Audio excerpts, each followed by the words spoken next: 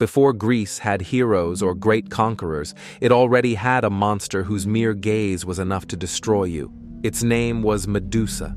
For centuries, its severed head was displayed on shields, breastplates, and temples as a symbol of terror and protection. And the irony is that behind this monster we all know lies a much more tragic, much more human, and much more unjust story. Because Medusa wasn't always the creature with snakes for hair. There was a time, at least in some versions of the myth, when it was a woman. And that's where our story begins.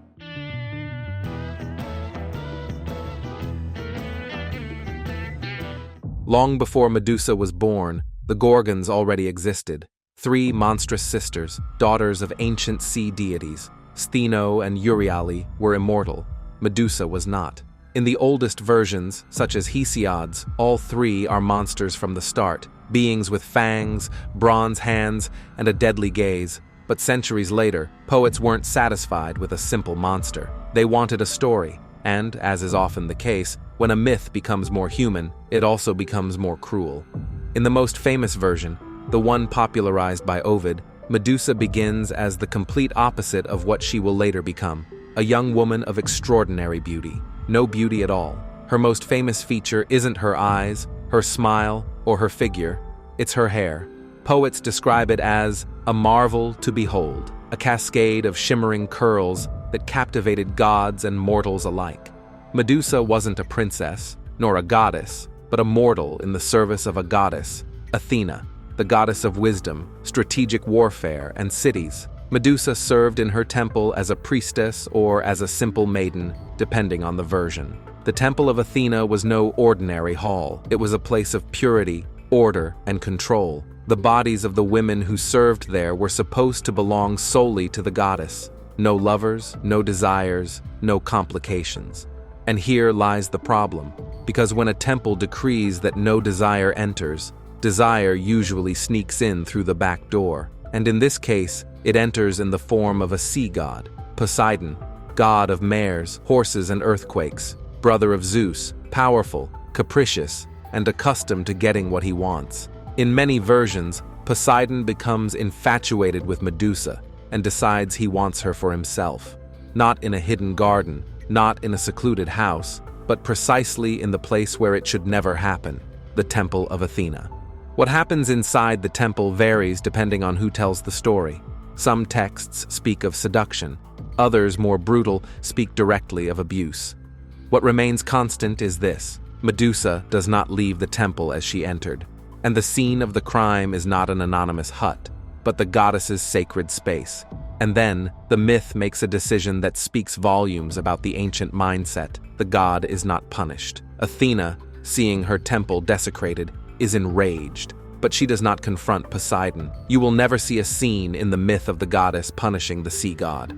Instead, she turns her wrath upon Medusa. The young woman, who in some versions had already become proud of her beauty, is transformed into a monster. Her hair, the feature that inspired the most sighs, twists and becomes a nest of living snakes. Her face becomes so terrifying that anyone who looks directly at it is petrified. Her eyes cease to be objects of admiration and become weapons. Where there was once beauty, now there is threat.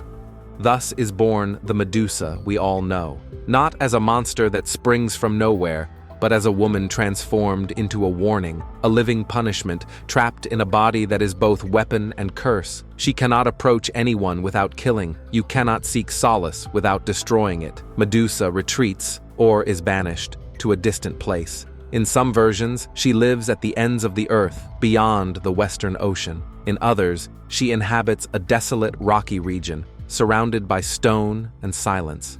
Her sisters, Stheno and Euryale, are also there. Immortal, monstrous, dangerous. But only Medusa can die. And in a world where the blood of heroes is worth more than the life of a cursed woman, that mortality automatically makes her a target. It doesn't take long to find someone who wants her head. That someone is a small king, but with a big ego. Polydectes, king of the island of Seriphos. A man has a problem. In his court lives a woman he desires, Danae, and a young man who stands in the way of his plans. Her son, strong, brave, and unwilling to let his mother be forced into marriage. That son is named Perseus. To get rid of Perseus without getting his hands dirty, Polydectes throws a banquet.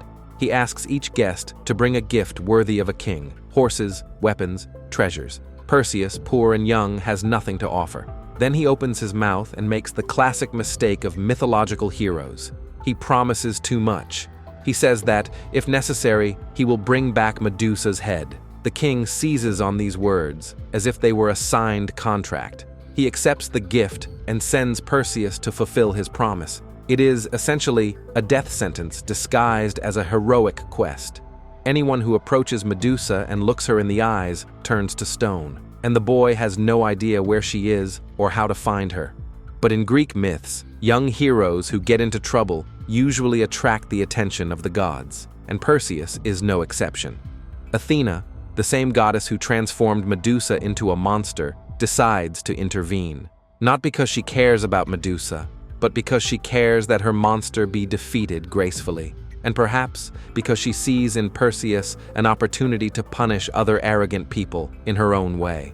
Alongside her, Hermes, the messenger god, also offers his help. Perseus receives equipment that would make any gamer drool: a helmet that makes him invisible, winged sandals for flying, a sword or sickle capable of cutting through almost anything, and a shield polished like a mirror. The key to completing the mission isn't the sword, it's the shield. The gods also give him instructions. To behead Medusa without being petrified, he mustn't look at her directly.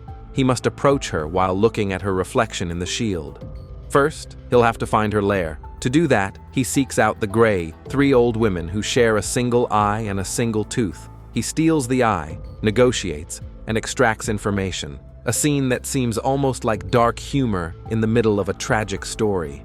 With all this in mind, Perseus finally heads to the Gorgon's home. Medusa's lair is neither a glittering castle nor a cave overflowing with treasure.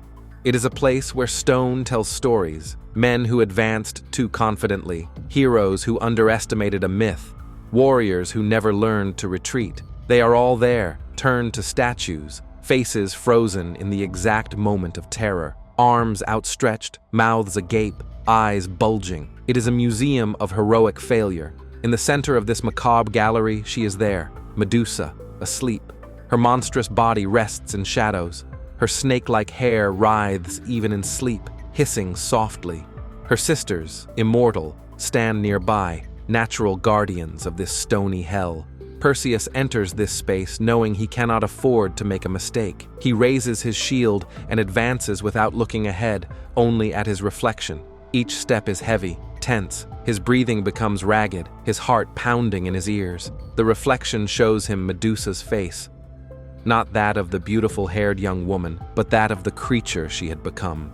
Eyes overflowing with death, a mouth full of fangs, snakes writhing at the sense of danger. There is something almost tragic about the image, but Perseus cannot allow himself to feel pity. With a precision learned through hard knocks, he raises his sword, and guided by the reflection, he cuts. The scene is brutally swift. A single gesture, a clean blow. Medusa's head is severed from her body. Blood gushes out, dark and thick. The snakes shriek and writhe. The body falls heavily to the ground. The sisters awaken and let out screams that seem to tear through the air. Perseus, without wasting a moment, grabs the head by its serpentine hair, puts it in a sack, and takes flight with his winged sandals, while the immortal Gorgons pursue him, unable to catch him. But Medusa does not disappear with her death. The myth does not let her go so easily. From the blood that flows from her neck, 2 beings emerge: Pegasus, the winged horse, white and impossible, and Chryser, a warrior or giant, depending on the version. It is as if the myth insists that even from something so dark, something extraordinary can be born. But the extraordinary does not compensate for the injustice. Medusa does not choose this. She does not choose to be a monster. She does not choose to be the mother of legendary creatures. She does not choose to be a weapon.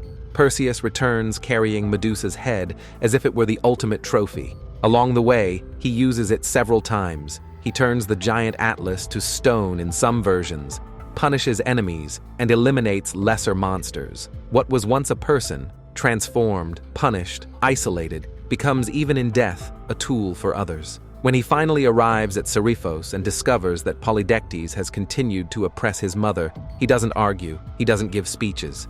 He raises the head, shows Medusa's face to the king and his court, and they are all petrified. There is no trial, no conversation, only that deadly gaze. Medusa, once again, is the weapon that resolves the situation, a monster at the service of the hero. Having fulfilled its purpose, the head is not thrown away. It is not buried. Perseus gives it to the same goddess who created it, Athena, and the goddess, satisfied, attaches it to her shield, the aegis, or to her breastplate. For centuries, artists depicted Athena with Medusa's head as an emblem of apotropaic terror, something so frightening to the enemy that it kept them at bay. And so the image of Medusa became fixed in Greek culture and later in Roman culture, a mask of terror, a deformed face surrounded by snakes, sometimes with its tongue lolling out, sharp fangs, bulging eyes, a perfect monster. The tragedy is that, by turning her into a symbol, the person she once was is almost completely erased. Only the monster remains.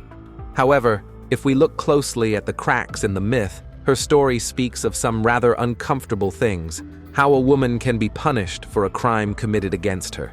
How beauty can become an excuse for violence. How a human body can be transformed into a warning, a threat, an object, a weapon, at the service of gods and heroes. Medusa begins as a victim, becomes a monster, and ends up as a symbol, never master of her own destiny. Medusa was left with the guilt, the curse, and a story that, centuries later, still forces us to ask an uncomfortable question. Who was the real monster in all of this? The woman turned into a weapon, or the gods and men who used her?